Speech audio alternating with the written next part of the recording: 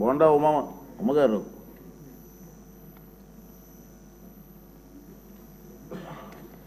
అధ్యక్ష, ధన్యవాదాలు అధ్యక్ష.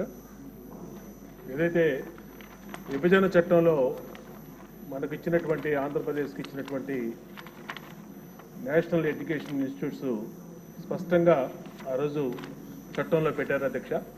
దాన్ని 2014-19లో ఆ రోజు చంద్రబాబు నాయుడు గారు ముఖ్యమంత్రిగా ఉన్నప్పుడు తెలుగుదేశం ప్రభుత్వం ఎంత వేగవంతంగా ఎవ్రీ మంత్ అలాగే క్వార్టర్లీ హాఫ్ ఇయర్లీ రివ్యూ చేసి దాన్ని త్వరితగతిన ఆ ఇన్స్టిట్యూషన్ని స్టార్ట్ చేసేదానికి శ్రద్ధ చూపించడం వల్ల తాడేపల్లిగూడెం కానీ, తిరుపతి కానీ, ఐఐటి కానీ, ఐఐఎం కానీ, అలాగే ఐసర్ కానీ, అలాగే నిట్ కానీ, ఇవన్నీ కూడా ఐటీడీఎం కానీ ఇవన్నీ కూడా స్టార్ట్ చేసుకోవడం జరిగినాయి అధ్యక్ష.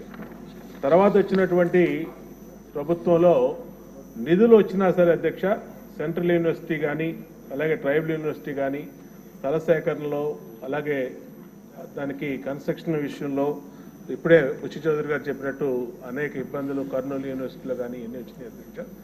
దీన్ని ఇవాళ మళ్ళా మన ప్రభుత్వం వచ్చినాక ఇవాళ మన ఎడ్యుకేషన్ మినిస్టర్ గారు కూడా దీన్ని చాలా అగ్రెసివ్గా ఈ రాష్ట్రంలో ఉన్నటువంటి విద్యార్థులకి, ఈ రాష్ట్రంలో ఉన్నటువంటి యువతకి అన్ని రకాల అవకాశాలు, అంటే ఉద్యోగ అవకాశాలు ఈ ఎడ్యుకేషన్ యూనివర్సిటీలు కంప్లీట్ చేయాలని ఉద్దేశం ఉంది. కాబట్టి ఏదైతే గత ప్రభుత్వంలో నిర్లక్ష్యం కాబడినటువంటి ఈ సెంట్రల్ యూనివర్సిటీస్ని ఖచ్చితంగా ఒక ప్రత్యేక దృష్టి పెట్టి దాంట్లో మౌలిక సదుపాయాలు కానీ, అడ్మిషన్స్ కానీ, అలాగే ఇన్ఫ్రాస్ట్రక్చర్ ఫెసిలిటీస్ కానీ అన్నిటిని కూడా త్వరితగతిన పూర్తి చేయడానికి వేగవంతంగా చర్యలు తీసుకోమని మన రాష్ట్రానికి సంబంధించి, అట్లాగే సెంట్రల్ గవర్నమెంట్ నుంచి ఇంకా మనకు తీసుకురావాల్సినటువంటి యూనివర్సిటీ మీద కూడా గౌరవ మంత్రివర్యుల్ని దృష్టి పెట్టమని కూడా కోరుకుంటున్నాం.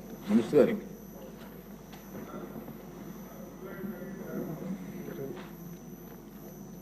అధ్యక్ష,